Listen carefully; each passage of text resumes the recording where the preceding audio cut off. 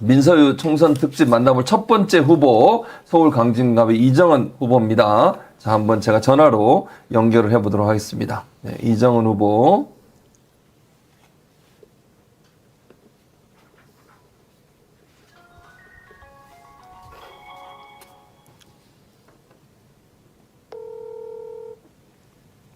네, 이정원입니다. 예, 이 후보님 반갑습니다. 네, 안녕하세요, 네. 교수님. 예, 오랜만입니다. 제 전화번호 다 잘 저장하고 계시죠? 아, 그럼요. 네, 오랜만에 뵙습니다. 그러니까요. 오랜만에 네. 전화 통화를 하게 됩니다. 네, 네. 반갑습니다. 자, 여기는 반갑습니다. 민주당 서울시당이 운영하고 있는 민서유고요. 아, 네네. 예. 오늘 JTBC 앵커 출신이잖아요. 이정은 앵커는 네, 앵커로 그렇죠. 많이 기억하고 있죠. 그리고 네네. 2022년에 여기민재로 정치권 입문을 하셨고 지금까지 네. 활동을 하고 계신데 네. 지난해 7월에 강진갑 출마를 선언하셨고 경선에서 승리해서 후보로 뛰고 계신데 네네. 여러 지역 중에 광진갑을 선택하신 이유가 있을까요? 제가 고향이 전주입니다. 네. 네.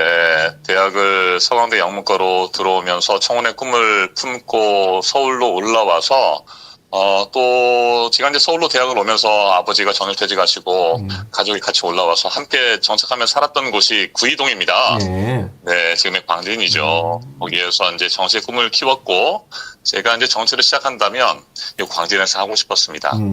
그리고 이제 그것도 있고, 또 네. 하나는, 아시는 것처럼 한강벨트에서 굉장히 중요한 요충지가 될 것 같습니다. 네. 그래서 우리 민주당이 이번 총선에서 압승을 하고, 또 2027년 대선에서 또 승리하기 위해서는 이번 총선이 굉장히 중요한데 자칫 잘못하면 여기 광진 갑 지역이 무너질 수 있다라고 하는 위기감이 컸어요. 그래서 과연 상대 당의 후보를 이길 수 있느냐 뭐 이런 우려들을 하시는 분들이 많았고 그때 이제 저에게 광진 갑 출마를 제안하시는 지역 인사들이 많이 있었어요.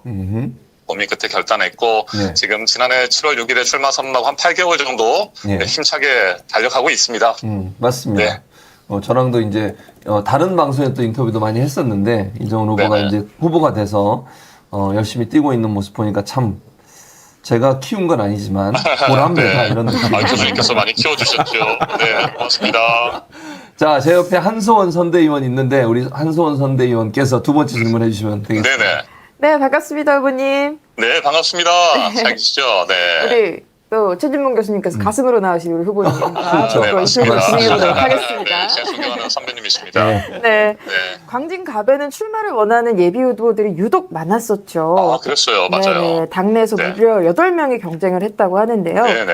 후보님께서 최종 2인 경선에 올라 전해숙 현역 의원님을 제치고 승리를 하셨는데요. 본인만의 경쟁력은 과연 뭐라고 생각하십니까? 제가 뭐 결코 잘나거나 똑똑해서가 아니고요. 이제 확실하게 변화하지 않으면 안 된다라고 하는 생각들을 지역민들께서 가지신 것 같습니다. 이 광진 지역이 상대적으로 다른 인접 구에 비해서 발전이 정체되고 소외됐거든요. 그래서 광진을 살리는 것이 곧 대한민국을 살리는 것이다라고 하는 생각을 가지고 제가 출마를 하게 됐고요. 그런 기대, 또 변화와 혁신, 또 새로운 발전의 토대를 마련하지 않으면 안 된다라고 하는 생각을 가지신 분들이 그래도 가장 경쟁력 있는 후보라고 저를 꼽아주신 것 같습니다. 부족하지만 우리 지역민들의 기대에 어긋나지 않도록 최선을 다해 승리하고 멋진 정치 보답하겠습니다. 네. 아주 뭐 각오가 네. 좋습니다. 아주 들어보니까. 네네. 희망이 보인다는 생각이 들고요. 열심히 뛰어주시기 바라고. 네네. 또 제 옆에는 오마이뉴스의 구영식 기자가 나와 있습니다. 아이고, 안녕하십니까, 구 기자님. 네. 안녕하세요. 네, 구영식 기자는 대본에 없는 질문을 하기로 유명합니다. 잘 듣고 그렇습니까? 답변해 주시기 바랍니다. 네, 알겠습니다. 반갑습니다. 이 네, 의원님. 반갑습니다. 네네. 제가 광진구 갑 쪽에 주민들 얘기를 들어보니까 이런 얘기를 네. 하는 분들이 계셔요. 네.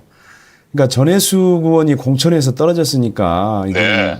김병민 후보가 당선되는 것은 따놓은 당상이다. 뭐 이렇게 얘기를 하시던데 네. 전해숙 의원이 광진갑에서 재선을 했잖아요. 네네.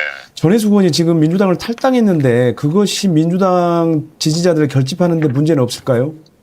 오히려 저는 결집의 중요한 전기가 됐다라고 생각을 합니다. 전해숙 의원님께서 광진에서는 두 차례 국회의원을 하셨습니다만 초선에서는 비례를 하셨잖아요. 그래서 그렇죠. 총 3차례 국회의원을 하셨습니다. 지역의 어른으로서 많은 일들을 하셨습니다만 안타깝게도 제가 봤을 때는 참 왜 그런 결정을 하셨을까 그런 생각을 갖게 하는 선택을 하셨습니다. 만약에 전해숙 의원님께서 탈당을 하시고 그래서 민주당의 승리가 어려울 상황이라고 한다면 전해숙 의원님이 경선에서 이기셨을 거라고 생각합니다. 네. 그런데 제가 선택을 받을 수 있었던 것은 전해숙 의원님이 그동안 가지고 계셨던 어떤 뭐 조직력이라든지 이런 것들보다도 제가 앞으로 풀어가야 할 또 새롭게 그려가야 할 광진과 우리 민주당, 대한민국에 대한 미래, 비전 이런 부분들에 대해서 많은 분들이 공감하고 계신다고 생각하고요. 또 하나는 전해숙 의원님 말고 나머지 6분의 경쟁 예비 후보들이 계셨는데 그분들께서 지금 다 저와 함께 하고 있습니다. 지난 토요일에 제가 선거사무소 개소식을 했는데 6분 모두 제가 공동 선대위원장으로 모시고 싶습니다 했더니 수락을 해주셨고요. 선거사무소 개소식에도 불가피한 지방 일정으로 참여하시지 못한 2분을 제외하고 4분이 다 참여하셔서 함께 힘을 모으고 민주당의 승리를 위해서 노력하시기로 뜻을 모으셨어요. 그분 6분 도와주고 계시고 또 전해숙 의원님을 지지하시고 응원하셨지만 여전히 민주당의 승리를 바라고 계시는 분들이 있기 때문에 그리고 무엇보다도 윤석열 정권은 확실하게 심판해 줄 후보라고 저를 선택해 주셨기 때문에 최선을 다해서 노력하면 좋은 결과가 있지 않을까 그렇게 생각합니다. 네, 다행입니다. 다행이라고 고영식 기자가 아주 그러니까 거기서 나오신 분들이 함께 또 이정은 후보하고 함께 하시니까 어느 정도 넘어올 거라고 생각해요. 그렇게 생각하고 자 광진갑 구도가 참 흥미로운 게 사실 이정은 후보는 대선 때 이재명 대표의 입 역할을 하셨고 상대 후보인 김병민 후보는 윤석열 지금 현재 대통령 당시 대선 후보였죠 국민의힘에 그 입 역할을 했던 대변인들 출신이에요. 그러다 보니까 입과 입의 대결이다 이런 얘기도 나오고 있는데 지역에 다니다 보면 지역민들의 평가나 시선은 좀 어때요? 두 사람에 대해서? 글쎄요, 뭐 입 대 입의 대결일 수도 있겠죠.